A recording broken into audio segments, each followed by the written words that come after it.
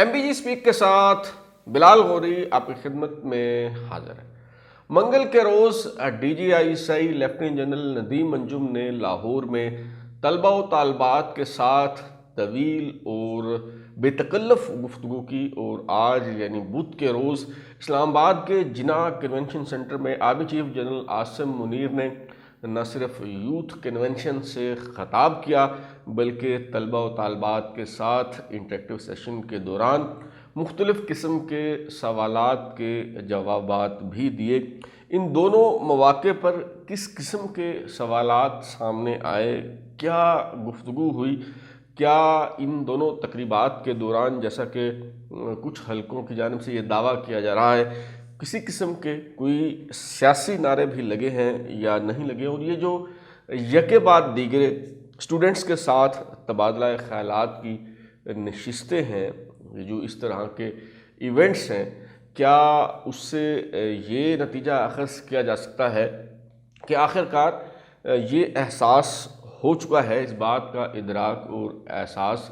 किया जा चुका है कि ये दरअसल बयानिए की जंग है और ताकत का इस्तेमाल करके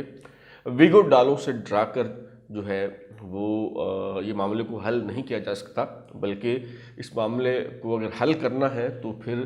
नौजवानों से बात करनी होगी, यंगस्टर्स के सवालों के जवाब देने होंगे, उन्हें कन्विंस करना होगा। अगर हालात का पासा पलटना है तो फिर ताकत इस्तेमाल करने के बजाय अज़हानो कलूब को मुसख्खर करना होगा। क्या इस बात का इदराक हो गया है? और उसी हवाले से ये इस तरह के जो इंटरेक्टिव सेशन हैं वो मुनक्किद किए जा रहे हैं। अगर इस बात का जवाब हाँ में है तो अगला सवाल ये है कि ये जो स्ट्रेटजी है, ये जो हिकमत अमली है, ये जो पैराडिम शिफ्ट है, क्या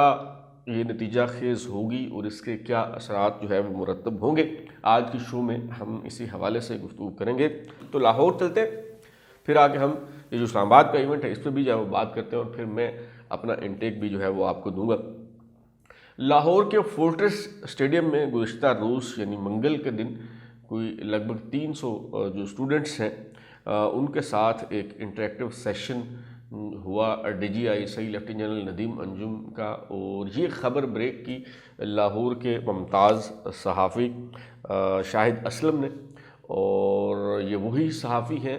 जो साबिक़ आर्मी चीफ जनरल क़मर जावेद बाजवा के असास और उनके अहल खाना के असासजात के हवाले से ख़बर सामने आने के बाद ज़ेर इताब रहे। FIA उन्हें हिरासत करती रही, गिरफ़्तार भी किया गया और अभी भी शायद मुकदमात उनके ख़िलाफ़ जो है वो चल रहे हैं। तो उन्होंने ये ख़बर ब्रेक की और इस वसूख के साथ उन्होंने बात की। बाकायदा उन्होंने ये भी बताया कि DGISI lieutenant general Nadeem Anjum ने इस तकरीब के दौरान किस रंग का कौन सा पेंट कोट पहना हुआ था, उन्होंने जो शर्ट ज़ेब तन कर रखी थी उसका रंग क्या था, ये सारी तफसील जो है वो उन्होंने ट्विटर पे बताई और ये ख़बर उन्होंने जो है ब्रेक की, तो उन्हें इसका क्रेडिट दिया जाना चाहिए। तो मुख्तलिफ़ यूनिवर्सिटियों और कॉलेजों से जो स्टूडेंट्स हैं उन्हें लाहौर के फोर्ट्रेस स्टेडियम में लाया गया था और उन्हें नहीं बताया गया था कि किस शख्सियत के साथ उनका इंटरेक्शन है। और इस तरह की तकरीबात में जैसा कि होता है, जो इसके TORs हैं, बुनियादी सी बात है कि मोबाइल फ़ोन लाने की इजाज़त नहीं होती। तो जब तलबा और तालबात जो हैं यहाँ पहुँचे इस तकरीब में, ये जो लाहौर के फोर्ट्रेस स्टेडियम में थी, तादाद के हवाले से थोड़ा सा इख्तलाफ है। शाहिद असलम साहब जो है वो बताते हैं कि 200 तलबा तालबात थे, जबकि कुछ का दावा है कि 300 थे, कुछ 350 तक तादाद जो है बताई जाती है। तो मुहतात अंदाज में हम कह सकते हैं कि तकरीबन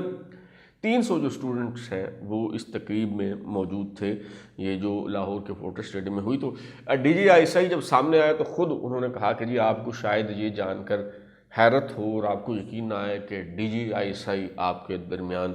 मौजूद है और आपके तमाम सवालों के जो है वो जवाब देंगे। तो इस मौके पे जो स्टूडेंट्स हैं उन्होंने खुल के सवालात किए और पहले तो ज़ाहिर है कि बच्चे डर रहे थे कि कोई ऐसा ना हो कि कोई सख्त किस्म का हम सवाल करें और पता चले जी कि अगले दिन उसे उठा लिया गया है। तो एक नौजवान ने बल्कि ये सवाल पूछा भी कि कहीं कोई विगो डाला तो नहीं आएगा, कोई हमें उठा तो नहीं ले जाएगा। तो उस पर DGISI जो है लेफ्टिनेंट जनरल नदीम अंजुम उन्होंने कहा कि आप हमारे अपने लोग हैं, खुलकर सवाल करें और कोई आपको तंग नहीं करेगा। تو پھر سوال جواب کا سلسلہ جو ہے وہ شروع ہوا. جو بلوچ مسنگ پرسنز ہیں، لاپتہ افراد ہیں، ان کے متاثرین، ان کے لواحقین کے حوالے سے بھی سوال ہوا، اور واضح رہے کہ جب لیفٹیننٹ جنرل ندیم انجم لاہور میں اسٹوڈنٹس سے اس انٹریکٹیو سیشن میں بات چیت کر رہے تھے اور یہ سوال ہو رہا تھا، تو اس وقت تک ڈاکٹر مارنگ بلوچ نے دھرنا اور احتجاجی کیمپ ختم کرنے کا اعلان جو ہے وہ نہیں کیا تھا. جب اس حوالے سے سوال ہوا تو DGISI نے کہا کہ یہ لوگ جلد یہاں سے چلے جائیں گے. قائد اعظم میں بڑی طاقت ہوتی ہے. قائد اعظم سے مراد ظاہر ہے وہ یہ کہنا چاہتے تھے کہ جی کوئی دے دلا کے کوئی پیسوں کا معاملہ ہے اور یہ اس معاملے کو جو ہے وہ سارٹ آؤٹ کیا جا رہا ہے، تو پیسے جب مل جائیں گے تو یہ لوگ چلے جائیں گے. تو یہ بڑی افسوسناک بات ہے، اور اگر واقعی ایسا ہوا ہے تو اس کی جو تفصیلات ہیں وہ سامنے آنی چاہیے، اور اگر ایسا نہیں ہے تو پھر اس قدر ذمہ دار شخص کو جو اس طرح کی بات ہے وہ نہیں کرنی چاہیے. بہرحال لیفٹیننٹ جنرل ندیم انجم نے سیاست میں مداخلت کے حوالے سے بھی مختلف سوالات کے جواب دیے اور کہا کہ جی سیاستدان رات کو ہمارے گھٹنوں کو ہاتھ لگاتے ہیں اور کہتے ہیں کہ آئیں اس معاملے پر ہماری مدد کریں. فوج خود کبھی سیاسی معاملات میں مداخلت نہیں کرتی، یہ بھل صفائی تک بھی ہم سے کرواتے ہیں، یہ فرمایا لیفٹیننٹ جنرل ندیم انجم نے. اب ظاہر ہے انہیں کوئی مجھے نہیں معلوم کسی نوجوان نے یہ بات کی یا نہیں کی کہ یہ حکومت کا استحقاق ہے جو منتخب نمائندے ہیں کہ وہ کس معاملے کو حل کرنے کے لیے کس کام کے لیے آپ کو بلاتے ہیں یا نہیں بلاتے. تو آپ کو وہی کام کرنا چاہیے جس کام کو کرنے کے لیے آپ کو جو ہے وہ کہا جائے. تو دو کام آپ سے کروائے جائے تو اس کا مطلب یہ نہیں کہ باقی کام جو ہے وہ آپ خود کرنا شروع کر دیں یا اس کے بعد آپ یہ سمجھیں کہ ملک جو ہے وہ آپ نے چلانا ہے. بہرحال جو فوج کے کاروباری ادارے ہیں، بزنس امپائر جو ہے، اس حوالے سے بھی سنا ہے کہ سوالات ہوئے. لیفٹیننٹ جنرل ندیم انجم نے جو ہے وہ کہا کہ اس وقت پاکستان کو 8 بڑے چیلنجز کا سامنا ہے، اور ان میں سے ایک انہوں نے کہا کہ معیشت ہے، دوسرا جو ہے وہ پولرائزیشن ہے، تیسرا جو ہے وہ لانگ ٹرم اسٹریٹجک پالیسیز کا نہ ہونا ہے، چوتھا جو ہے وہ سافٹ اسٹیٹ یعنی کہ جو غیر ریاستی عناصر ہیں، شرپسند عناصر ہیں، ان سے جو ہے آئینی ہاتھوں سے جو ہے وہ نہیں نمٹا جاتا. ریاست جو ہے وہ بڑی کمزور ہے. انہوں نے کہا جی یہ بھی ایک چیلنج ہے. دہشت گردی جو ہے وہ ایک چیلنج ہے. فیک نیوز کا بڑھتا ہوا رجحان جو ہے وہ ایک اور چیلنج ہے، اس کی طرف انہوں نے جو ہے اشارہ کیا. پھر انہوں نے کہا جمہوری روایات کا نہ ہونا جو ہے وہ ایک چیلنج ہے. اور آخر میں انہوں نے کہا کہ اسٹیبلشمنٹ بھی ایک چیلنج ہے. جس طرح سے یہ رپورٹ کیا گیا ہے اس ایونٹ کو، تو اس کے مطابق انہوں نے اس بات کو تسلیم کیا کہ جو چیلنجز درپیش ہیں پاکستان کو، ان میں اسٹیبلشمنٹ بھی شامل ہے. تو یہ ان کی ذرا نوازی ہے، ان کا بڑا پن ہے کہ انہوں نے اس بات کو تسلیم تو کیا کہ اسٹیبلشمنٹ بھی جو ہے وہ ان چیلنجز میں سے ایک ہے جن کا جو ہے وہ پاکستان کو سامنا ہے. بہرحال یہ جو تقریب تھی اس حوالے سے ایک سب سے جو متنازع ترین چیز سامنے آئی وہ یہ کہ جو خبر بریک کرنے والے صحافی شاہد اسلم، انہوں نے دعویٰ کیا کہ اس دوران وزیر اعظم عمران خان کے نعرے جو ہیں وہ لگ گئے، اور جب بھی عمران خان کا ذکر ہوتا تو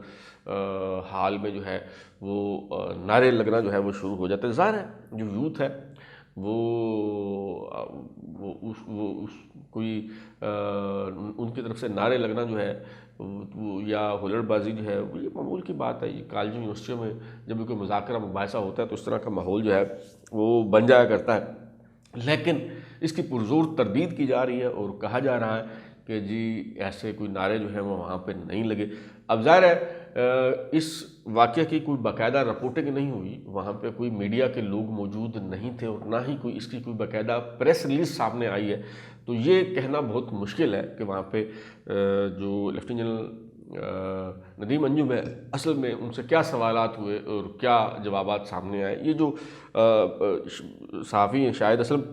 انہوں نے جو کچھ کہا یا کچھ دیگر ذرائع سے جو خبریں سامنے آئی ہیں ان کا خلاصہ جو ہے وہ میں نے آپ کے سامنے رکھ دیا ہے. تو لاہور سے اسلام آباد کی طرف آتے ہیں. یہ روداد ہے منگل کی شام کو یہ خبر جو ہے وہ سامنے آئی، اور آج یعنی بدھ کو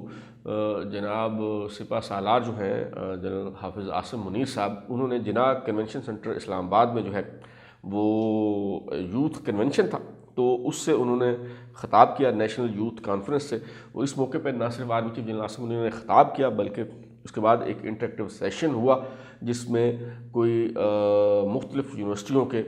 کوئی 2500 جو اسٹوڈنٹس ہیں وہ جمع کیے گئے تھے. انہوں نے army chief general Asim Munir سے جو ہے وہ سوالات کیے اور انہوں نے ان سوالات کے جو ہے وہ جواب دیے. تو اس میں مختلف موضوعات کے حوالے سے بات چیت ہوئی. اور ایک تو انہوں نے جو ڈیجیٹل میڈیا ہے، سوشل میڈیا ہے، اس کو جو ہے وہ انہوں نے آڑے ہاتھوں لیا اور جنرل عاصم منیر نے جو ہے وہ باقاعدہ قرآنی آیات کے احادیث کے حوالے دیتے ہوئے انہوں نے کہا کہ یہ جو ڈیجیٹل میڈیا ہے یہ شیطانی میڈیا ہے. اچھا، اسی طرح انہوں نے ایک آیت جو ہے وہ انہوں نے کوٹ کی اور انہوں نے کہا کہ اے ایمان والو، اگر کوئی فاسق تمہارے پاس خبر لے کر آئے تو اس کی تصدیق کر لیا کرو. یہ بات انہوں نے فیک نیوز کے حوالے سے جو ہے وہ غالباً کہی ہوگی. اور پھر انہوں نے ریاست مدینہ کے حوالے سے بھی بات کی اور انہوں نے کہا کہ جب پاکستان کی جو ہے وہ ریاست مدینہ سے مماثلت ہے، دونوں جو ہے وہ کلمہ کی بنیاد پر وجود میں آئی. اور پھر انہوں نے تصحیح کی اسٹوڈنٹس کی اور انہیں سمجھایا کہ جو ریاست مدینہ کی اصطلاح ہے یہ درست نہیں ہے، بلکہ اصل جو اصطلاح ہے وہ ریاست طیبہ ہے. انہوں نے کہا کہ مدینہ تو عربی میں کسی بھی شہر کو جو ہے وہ کہا جاتا ہے، تو اصل جو اصطلاح ہے وہ ریاست مدینہ نہیں ہے بلکہ ریاست طیبہ ہے. مختلف معاملات کے حوالے سے بات چیت ہوتی رہی. افغانستان کے حوالے سے سوالات ہوئے، ایران کے حوالے سے جو ہے وہ سوالات ہوئے. Army chief general Asim Munir نے کہا کہ ایران برادر اسلامی ملک ہے مگر کسی کو پیٹھ میں چھرا گھونپنے کی اجازت جو ہے وہ نہیں دی جائے گی. اس طرح افغانستان کے حوالے سے انہوں نے کہا کہ کسی ایک بھی پاکستانی کی زندگی اگر خطرے میں پڑی تو اس کا خمیازہ جو ہے وہ ایران کو بھگتنا پڑے گا. تو بڑی کلیئرٹی تھی ان کے موقف میں، یہ بتایا جاتا ہے. اچھا، ایک سوال جو ہے وہ ان سے یہ کیا گیا کہ حکومتوں کو مدت پوری کیوں نہیں کرنے دیتے آپ؟ تو اس کے جواب میں army chief general Asim Munir جو ہے انہوں نے بڑا تفصیل سے جواب دیا. انہوں نے کہا کہ جی اگر کوئی ملک کے ٹکڑے کرنے لگا ہو اور کوئی ملک کو بیچنے لگا ہو تو کیا پھر بھی اسے 5 سالہ مدت پوری کرنے دی جائے؟ اور پھر انہوں نے ہمسایہ ملک بھارت کی مثال دی اور army chief general Asim Munir نے کہا کہ بھارت میں عدم اعتماد کی 12 تحریکیں آئیں، وہاں پہ تو کوئی مسئلہ نہیں ہوا. اور پاکستان میں پارلیمانی طریقے سے جو ہے وہ ایک عدم اعتماد کی قرارداد آئی، 172 کا نمبر جو ہے وہ پورا نہیں ہوا. عمران خان صاحب، انہوں نے عمران خان صاحب کا نام لیے بغیر یہ کہا کہ جی وہ نمبرز پورے کر لیتے، 172 کا نمبر جو ہے وہ پورے کر لیتے، لیکن وہ نمبر پورے نہیں کر سکے اور جو عدم اعتماد کی تحریک ہے وہ کامیاب ہو گئی ہے. تو ہونا تو یہ چاہیے تھا کہ وہ پارلیمان کا حصہ رہتے، نہ کہ سڑکوں پر آ کر احتجاج کرتے.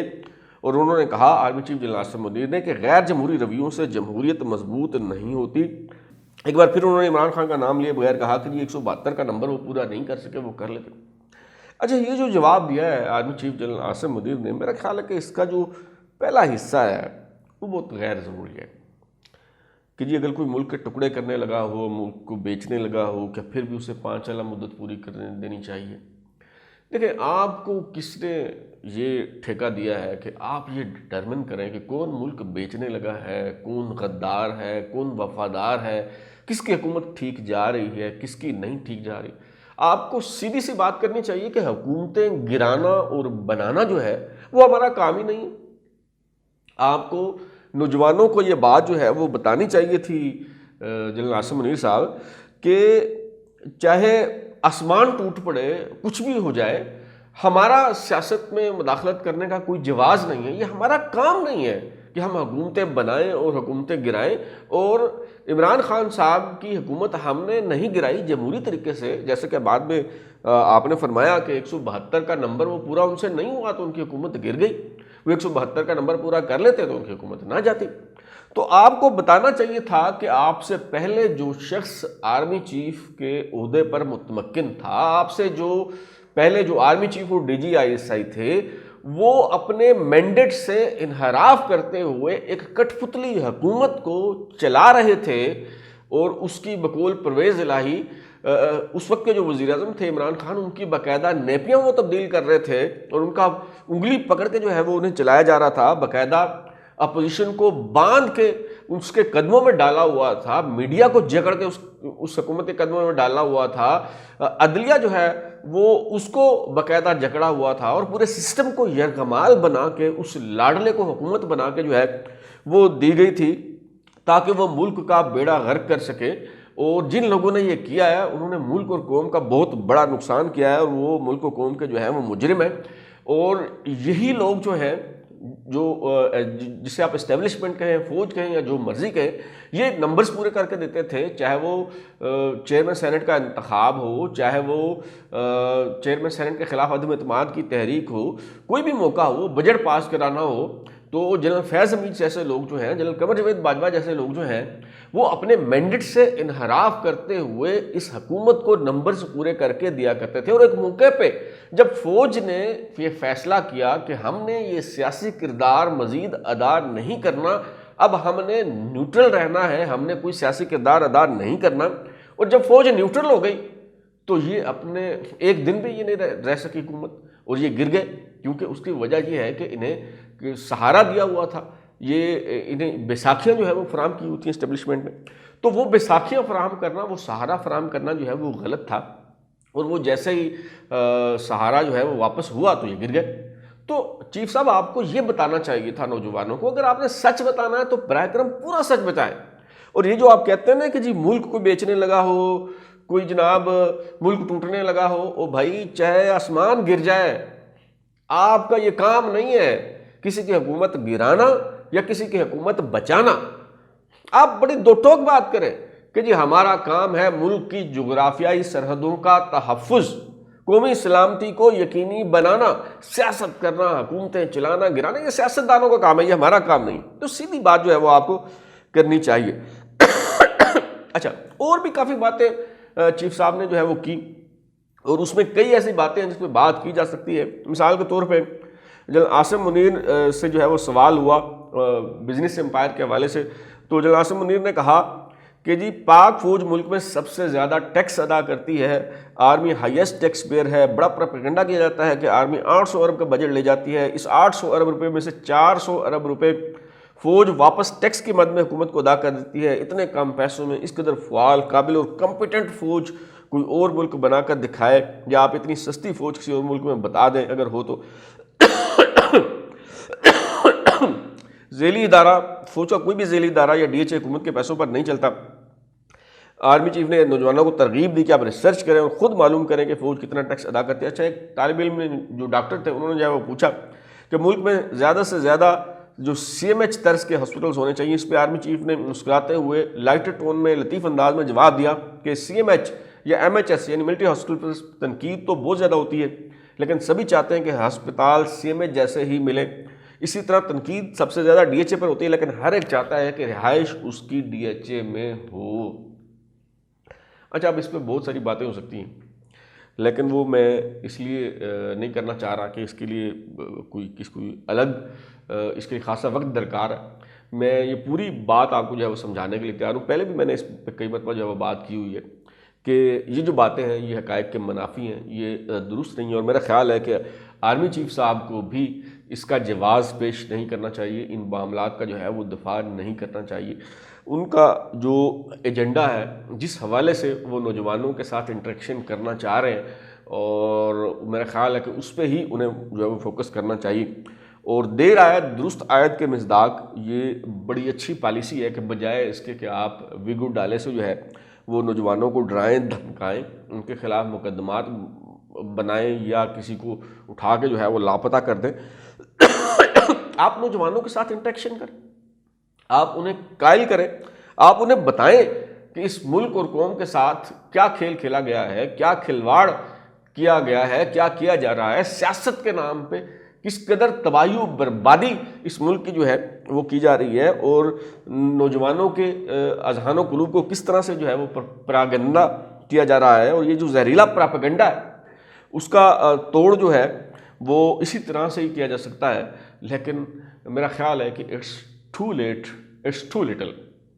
ایک تو بہت دیر کر دی ہے، اور ابھی بھی جو کچھ کیا جا رہا ہے میرے خیال میں وہ ناکافی ہے، کیونکہ یہ اس نتیجے پہ تو آپ پہنچ گئے ہیں کہ نوجوانوں کو ایڈریس کیا جانا چاہیے، ان کے سوالوں کے جواب دیے جانے چاہیے، انہیں کنونس کیا جانا چاہیے، لیکن اس کے لیے جو ٹولز آپ استعمال کر رہے ہیں اس پہ معذرت کے ساتھ ابھی آپ پیچھے نہیں بلکہ آپ بہت پیچھے ہیں۔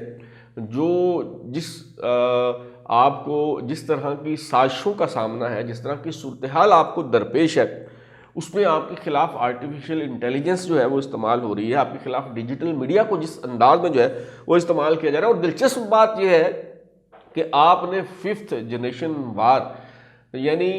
5ویں پشت کی دوگلی ابلاغی جنگ کے نام پہ وہ جو کی بورڈ وارئرز تیار کیے تھے، وہی سپاہی وہ ڈیجیٹل میڈیا کے محاذ میں جنہیں آپ نے بٹھایا تھا، وہی آپ کے جو ہے وہ گلے پڑ گئے ہیں، اور جو ٹیکنیکس آپ نے انہیں سکھائی تھیں اب وہ انہی ٹیکنیکس کو بہت آگے تک جو ہے وہ لے گئے۔ اور یہ جو آپ کوششیں کر رہے ہیں، میرے خیال میں یہ بہت ناکافی ہیں۔ اس کو یہ 5ویں پشت کی دوگلی ابلاغی جنگ کے نام پہ آپ نے جو کچھ کیا ہے، اگر اس سب کچھ کو آپ ریورس کرنا چاہتے ہیں اور اس سازش کا توڑ کرنا چاہتے ہیں، تو اس کا حل یہی ہے کہ 6ٹی پشت کی دوگلی ابلاغی جنگ جو ہے اس کا آغاز آپ کو کرنا ہوگا، اور اسی انداز میں جو ہے اس پراپیگنڈے کا جو ہے وہ جواب دینا ہوگا۔ آپ کی طرف سے جو کچھ کیا جا رہا ہے میرے خیال میں بہت، چاہے وہ سیاسی قیادت ہو یا یہ فوجی قیادت کہیں یا جو بھی آپ اسے جو ہے وہ نام دے لیں، اسٹیبلشمنٹ کہہ لیں، فوج کہہ لیں، جو بھی آپ ISI کہہ لیں، جو بھی آپ نام اسے دے لیں، تو کلیکٹیولی ان سب کی طرف سے جو کچھ کیا جا رہا ہے میرے خیال میں وہ بہت کم ہے، اور اس پہ زیادہ سنجیدگی کے ساتھ، زیادہ وسائل کے ساتھ، زیادہ